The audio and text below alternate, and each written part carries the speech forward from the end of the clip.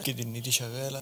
ايوه يلا خلوني قبل ما ابدا اقول لكم حاجه عني مش كتير يعرفوها. انا من اسكندريه، وبعيدا عن ان انا ساكن دلوقتي في القاهره، بس عشت اغلب طفولتي في اسكندريه. وجدي الله يرحمه كان عنده بيت في اسكندريه على البحر في منطقه اسمها العصافره، ودي منطقه مشهوره جدا في اسكندريه، وعلى غير عاده بيوت اسكندريه اللي احنا متعودين عليها، وان المباني بتكون طويله بشكل مبالغ فيه. بس بيت جدي كان بيت صغير من 3 ادوار بس، وزي ما تقول كده كان بيت عيله يعني. كنت متعود ان انا دايما لما بخلص امتحاناتي والدي كان ياخدني يوديني اسكندريه اروح اقعد مع عيلتي هناك. حتى ساعات كتير كان هو بيرجع القاهره عشان يشوف شغله، وانا كنت بفضل قاعد هناك مع جدي. وقتها انا كان عندي 11 سنه، وكان عندنا شقه تانية برضه في اسكندريه، بس انا ما كنتش بروح اقعد فيها يعني، كنت بروح اقعد مع جدي. وكنت متعود ان انا دايما لما بروح اقعد عند جدي باخد كتب من المكتبه بتاعت جدي واقعد اقرا فيها. نسيت اقول لكم، جدي اصلا كان راجل مثقف جدا، من الناس اللي عارفه كل حاجه عن كل المجالات، وكان بيحب القرايه بشكل مش طبيعي، لدرجه ان هو كان عامل اوضه مخصوص في الشقه، كان عامل فيها مكتبه وفيها يعني لو اقول لك اكتر من 1000 كتاب مش هتصدقني. والاوضه دي حرفيا ما كانش فيه بني ادم يجرؤ يخشها من غير اذن جدي، ولا حتى ابويا وعمامي كانوا بيقدروا يعدوا من ناحيتها. بس طبعا زي ما احنا عارفين ان اعز الولد ولد الولد اللي هو انا يعني، جدي كان بيسيبني اخشها في اي وقت زي ما انا عايز، واقرا من الكتب زي ما احب،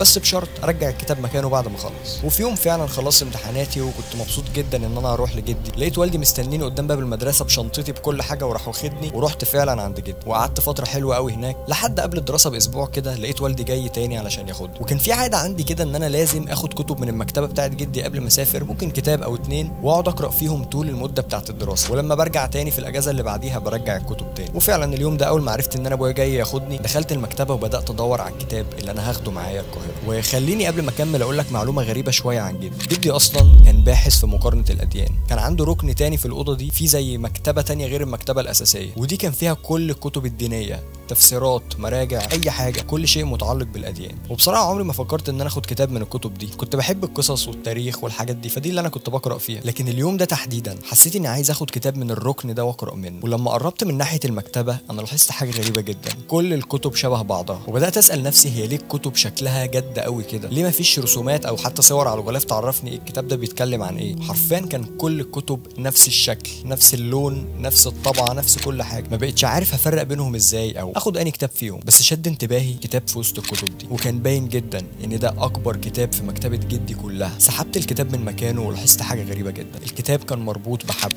يعني الكتاب اهو مربوط بقى بالعرض كده وبالطول بحيث ان محدش يعرف يفتحه. ما فهمتش هو جدي قاصد يعمل كده ولا ده ايه، بس عايز اقول لك ان الحبل كان مشدود لدرجه ان مفيش مكان اصلا ادخل منه صباعي عشان افك الحبل. الرابطه كانت قويه جدا، كأن في حد قاصد ان الكتاب ده ما يتفتحش. وقتها ابويا كان واقف على الباب بيستعجلني عشان نمشي، فاخدت كتاب حطيته في الشنطه من غير ما اقول لاي حد، ورحت مسلم على جدي وعمامي وخدت بعضي ومشيت، ورجعت القاهره وقعدت فتره طويله جدا مشغول في الدراسه، ونسيت تماما حوار الكتاب ده. لحد قبل امتحاناتي كده بشويه صغيرين كنت بدور على كتاب معين كده عشان اذاكر فيه، وقلبت عليه الدنيا كلها ما لقيتوش. رحت ادور في الشنط ممكن الاقيه، واتصدمت لما لقيت الكتاب في الشنطه اللي انا كنت مسافر بيها زي ما هو. معقوله نسيته كل المده دي؟ ده خلاص فاضل على امتحاناتي شهر، وبعد كده المفروض ارجع الكتاب لجدي تاني. وعايز اقول لك ان الكتاب كان تخن الرصيف ما شاء الله، يعني مستحيل الحق اخلصه. وفكرتش كتير، اخدت كتاب شيلته عندي في الاوضه واستنيت لما اهلي كلهم ناموا، ولما اهلي ناموا رحت جبت المقص وابتديت ان انا احاول اقطع الحبل. الموضوع كان صعب لدرجه ان انا كنت خلاص فقدت الامل وقلت ان انا مش هقرا الكتاب ده، مش مشكله. بس بعد ما اول حته من الحبل اتقطعت انا لقيت اللفه كلها اتفك، وقدرت ان انا افك العقده اللي بالعرض كانت مغطيه على اسم الكتاب، لكن بعد ما فكيتها قدرت ان انا اقرا اسم الكتاب، كان اسمه شمس المعارف الكبرى.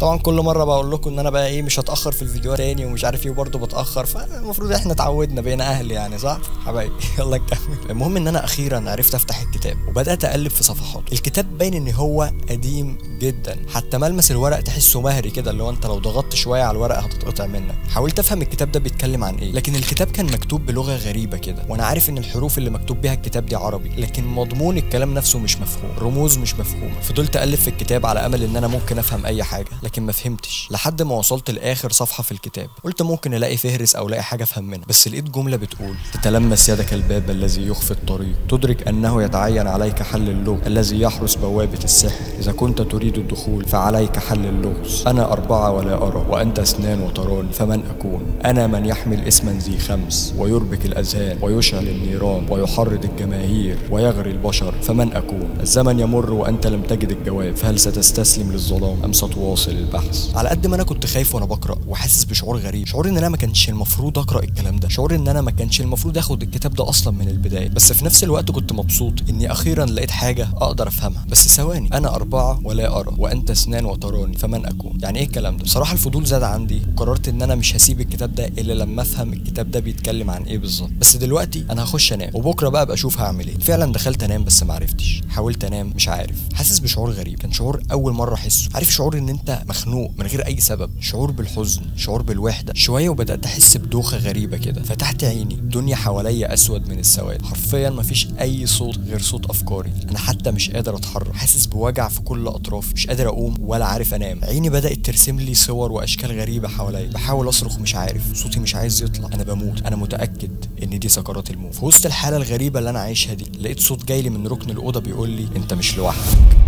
ساعتها لقيتني بتنفض من مكاني وعرفت ان كل ده كان كابوس. بس برضه في حاجه غريبه، هو انا فين؟ انا لقيتني نايم في مكتبه جدي والكتاب في ايدي، والاغرب ان الكتاب كان مفتوح على صفحه في نص الكتاب بالظبط. عيني وقعت على كلمه كانت مكتوبه بخط كبير في وسط الصفحه بالظبط، وطالع منها اسهم وفي حروف. الكلمه اللي في النص دي كانت كلمه اباطيل. قفلت الكتاب وقمت من مكاني وانا مش فاهم ايه اللي بيحصل، وبحاول استوعب انا ازاي جيت هنا. وفجاه قطع حبل افكاري ده صوت عياط جاي من بره. ايوه، في ناس بتعيط في الصاله في بيت جدي. فتحت الباب وطلعت من المكتبه. البيت كان مليان ناس على اخره، وكلهم لابسين بدل، كانوا مدين لي ظهرهم وعاملين زي دايره حوالين حاجه انا مش شايفها. فضلت احاول اعدي بينهم عشان اعرف هم بيبصوا على ايه، ولما عديت ما بينهم فعلا ووصلت للصف الاول، انا شفت شيء عمري ابدا ما هنساه. انا لقيت جدي نايم في الارض ومتكفن ما عدا راسه بس، ملامحه كان مكشر، كان باين قوي ان هو غضبان. وفجاه لقيته فتح عينه وبيقول لي رجع الكتاب. انا اول مره اشوف جدي بالشكل ده. من خضتي انا لفيت وعايز اجري اروح اي مكان، اجري استخبى، مش عارف انا رايح فين بس عايز اجري. لقيت الناس اللي كانوا واقفين عاملين دايره على جدي دول كلهم بيبصوا لي، ولما ركزت انا لاحظت ان الناس دي وشها ما فيهوش ملامح، مفيش عين، مفيش مناخير، مفيش بق. من الخضه انا عايز اصرخ بس صوتي ما بيطلعش، وهوبا اتنفضت من مكاني للمره الثانيه. بس المره دي لقيتني نايم في اوضتي في القاهره. امي كانت بتصحيني عشان اروح المدرسه. قمت وانا بحاول افهم ايه اللي حصل، كل شيء كان واقعي جدا، مستحيل يكون ده كابوس. قمت عادي ورحت المدرسه، وساعتها كان ليا صديق اسمه ابراهيم، وايوه هو ابراهيم بتاع القصه اللي فاتت بتاعت المقابر. لو شفتش القصه خش روح شوف. ساعتها انا كنت بقعد يوميا مع ابراهيم نحكي في قصص رعب وحاجات غريبه والكلام ده، وقررت ان انا احكي له عن الكتاب وانا عارف انه مش هيصدقني. وفعلا زي ما كنت متوقع، بعد ما حكيت له على الكتاب ما صدقنيش. اليوم عدى وقررت ان انا مش هكلمه تاني في موضوع الكتاب ده، ومش هتكلم مع حد اصلا في الكتاب ده خالص. رجعت البيت كنت تعبان جدا، دخلت انام. من كتر الارهاق لقيت نفسي نمت، لكن اليوم ده انا صحيت على صوت عياط ابويا، ودي كانت اول مره في حياتي اسمع فيها والدي بيعيط. الساعه كانت تقريبا 8 او 9 الصبح. طلعت للصاله لقيت والدي بيتكلم مع حد في التليفون، بيقول له ما تاخدوش اي اجراء لحد لما انا اجي. بعد ما والدي قفل المكالمه سالته في ايه، قال لي جدك تعيش انت.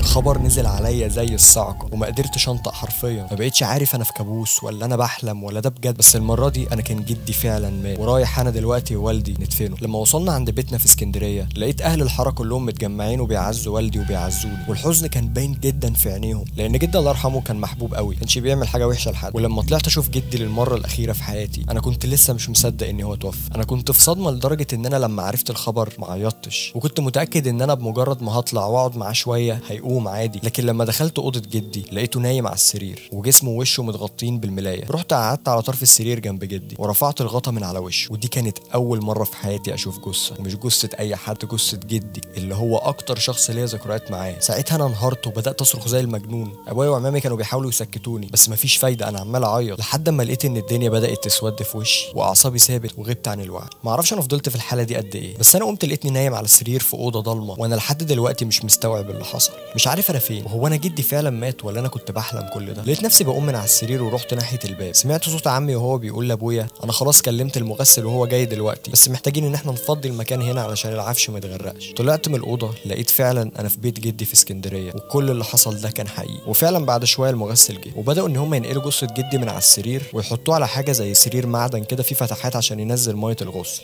لقيت المغسل طلب مني املاه له جيركن ميه، رحت مليت الجيركن واديته له. ابويا طلب مني ان انا اخرج عشان يعني ما اشوفش المنظر، بس انا رفضت واصريت ان انا هقعد. وبصراحه يعني هو ما اتناقش معايا كتير وقال لي خلاص براحتك. وقفت اتفرج. وقت ما هم كانوا بيغسلوه انا فجاه لقيت جدي فتح عينه وبص لي. ايوه زي ما بقول لك كده، انا كنت واقف عند رجل جدي والمغسل كان عادل جسم جدي وبيضغط على بطنه عشان يطلع منه اي فضلات او سوائل. واول ما المغسل بدا يضغط على بطنه انا لقيت جدي فتح عينه وبص لي في عيني دايركت. انا من الصدمه رحت مزعق وقلت لابويا الحق ده جدي عايش، ده فتح عينه وبص لي. وقتها طبعا جدي كان عينه غمضت تاني. ابويا سكتني بالعافيه وقال لي لو ما سكتش هيطلعني قعدني بره مع عماتي. المهم فضلت واقف ساكت لحد لما خلصوا الغسل وكفنوا جدي، وانا متاكد ان انا شفته ده حقيقي. بعد كده جت العربيه اللي هتنقل جثه جدي وبدانا ان احنا نتحرك على طريق المقابر. مقابر عيلتنا موجوده على طريق طنطا اسكندريه، اللي هو قبل ما تخش اسكندريه كده بشويه على طريق زراعي يعني، وكانت يعني نوعا ما بعيده عن اسكندريه. المهم ان احنا وصلنا قبل المغرب بشويه، اللي هو كانت الدنيا لسه ما ضلمتش بس في نفس الوقت مش شمس. نزلنا من العربيه وشلنا التابوت اللي فيه جدي وصلينا عليه واحنا في المقابر. ابويا وعمي الكبير شالوا التابوت وداخلين بيه على القبر بتاع جدي. وخليني في البدايه اوصف لك شكل المقابر بتاعتنا. هي عباره عن مدافن كتير جدا جنب بعض مترصصه كده وبينهم مساحات ضيقه جدا، وغير كده المقابر كانت جنب ترعه فكانت الريحه صعب ان اي انسان يستحملها. الشجر حواليك في كل حته ميت، وناهيك طبعا عن كم الحشرات اللي مش طبيعي سواء اللي بتزحف او بتطير يعني. ابويا وعمي شالوا التابوت وبداوا ان هم يخشوا جوه عشان يدفنوا جدي، وانا بصراحه ما قدرتش اخش معاهم المقابر وفضلت واقف بره عند العربيه لاني كنت تعبان جدا اليوم ده. وغير كده ان الطريق اصلا بين المدافن كان ضيق جدا لدرجه ان ما كانش فيه مساحه اصلا لحد تاني يشيل التابوت مع ابويا وعمي. سبتهم هم دخلوا ووقفوا قرأوا الفاتحه لجدي ودعوا له وقعدوا معاه شويه، وطول الوقت ده انا واقف بره وسرحان وقاعد ببص في المقابر. دماغي كانت عماله توديني وتجيبني تسالني اسئله. كم واحد من الميتين دول كان مستني بكره علشان يتوب وبكره ما جاش؟ كم واحد كان اناني وما بيفكرش غير في نفسه؟ كم واحد كان بيسعى ورا الفلوس بس ونسى ربنا؟ كم واحد ما كانش بيصلي؟ كم واحد كان بيعمل المعصيه ومش فارق معاه الموت اصلا؟ وفي وسط ما انا بفكر وسرحان كده انا لقيت حد خارج عليا من المقابر. فانا شايف من بعيد ان دول شخصين، عمي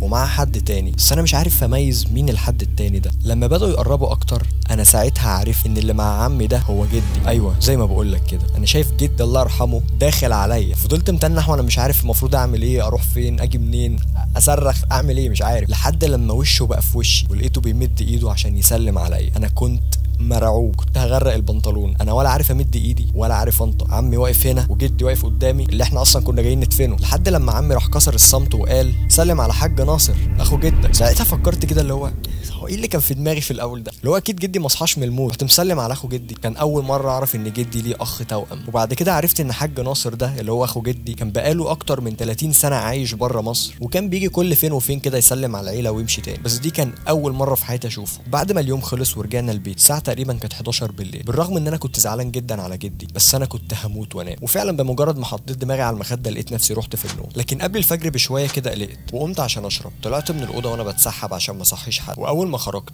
لقيت حاج ناصر اخو جدي بيتسحب هو كمان وداخل مكتبه جدي. مشيت بالراحه وراه وحاولت اراقب هو بيعمل ايه. لقيته دخل جوه المكتبه ووارب الباب سنه صغيره، فكان في جزء ان انا اقدر اشوف منه. راح للركن اللي جدي عامله اللي فيه الكتب الدينيه دي، وحرفيا قلب المكتبه كلها. كان بيدور على كتاب وانا عارف هو بيدور على ايه. هو بيدور على الكتاب اللي انا اخدته، كتاب شمس المعارف، الكتاب اللي هو مستحيل يلاقيه لان هو معايا انا دلوقتي. بدات افكر وقتها هعمل ايه في المصيبه دي، اقول له ان الكتاب معايا ولا اعمل عبيط. وبصراحه كده قررت ان انا هعمل عبيط. اتسحبت تاني ودخلت الاوضه اللي كنت نايم فيها. حتى وقتها انا كنت صاحي عشان اشرب ما شربتش. نمت وصحيت واليوم عدى عادي جدا لحد ما تاني يوم بالليل لقيت اخو جدي جاي بيندهلي بيقول لي تعال. وانا رايح له لقيته رايح ناحيه المكتبه. فضلت ماشي وراه لحد ما دخلنا جوه المكتب. راح قفل الباب وقال لي انا عارف ان الكتاب معايا. ما رضيتش اريحه بصراحه، اللي حاولت استهبل شويه. قلت له كتابي انا ما اعرفش كتابي. قال لي جدك الله يرحمه قبل ما يموت قال لي على كل حاجه، وهو كان عارف ان انت اخدت كتاب، وبمجرد ما انت اخدت كتاب كان الموضوع بالنسبه لوفاه جدك مساله وقت. فقررت وقتها ان انا اعترف وقلت له انا فعلا خدت الكتاب بس انا ما اعرفش الكتاب ده بتاعي. وحكيت له على الحاجات الغريبه اللي حصلت لي من بعد ما خدت الكتاب، وقلت له على الكوابيس اللي كانت بتحصل لي والرؤيه اللي انا شفتها لجدي ان هو كان ميت ومتكفن. وقلت له على كل حاجه حصلت معايا من اول ما اخدت الكتاب